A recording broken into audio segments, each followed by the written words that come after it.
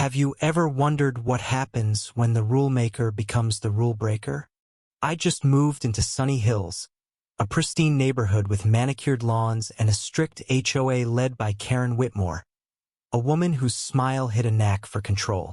She'd handed me a 50-page rulebook on day one, emphasizing no unauthorized pool use, with a pointed glare at my backyard oasis. My pool, sparkling under the sun, was my pridea rare luxury I'd saved years for. But Karen's rules felt like chains, and her constant patrols made me uneasy. At first, Karen's oversight seemed harmless.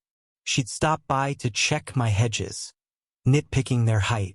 Then, I noticed her lingering near my fence, eyeing my pool like it was her personal temptation. Neighbors whispered about her power trip show. She'd fine someone $500 for an unapproved mailbox. I kept my head down, but tension simmered. One evening, I caught her peeking over my fence, her face flushed with envy. "Nice pool," she muttered before stalking off. Something felt off. The real trouble started when I planned a weekend getaway.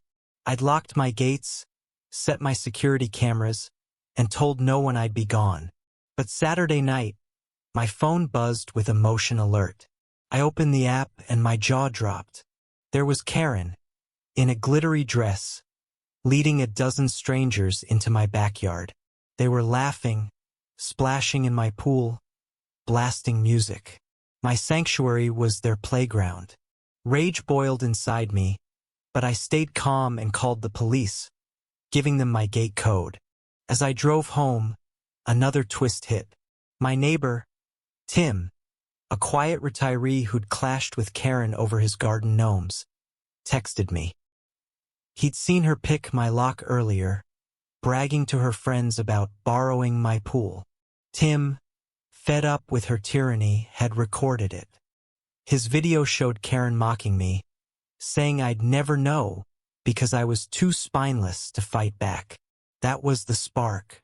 This wasn't just a trespass, it was personal. I arrived to chaos.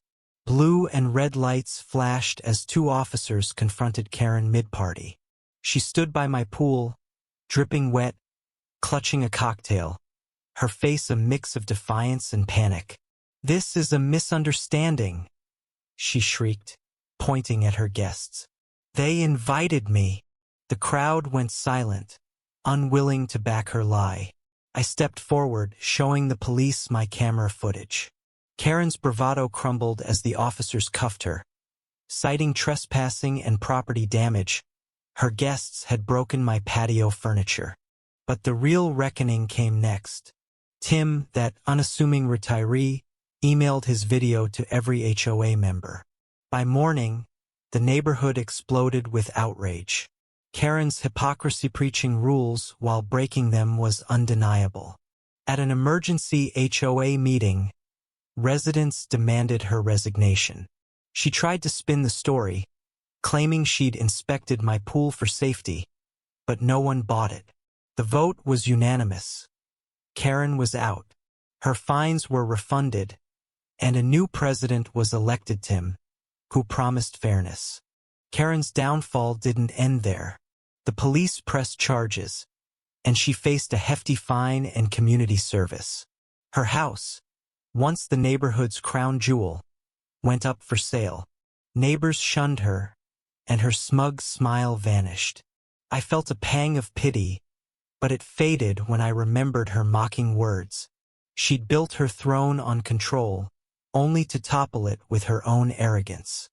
As I lounged by my pool, now peaceful again, I realized justice wasn't just Karen's punishment, it was the community reclaiming its voice.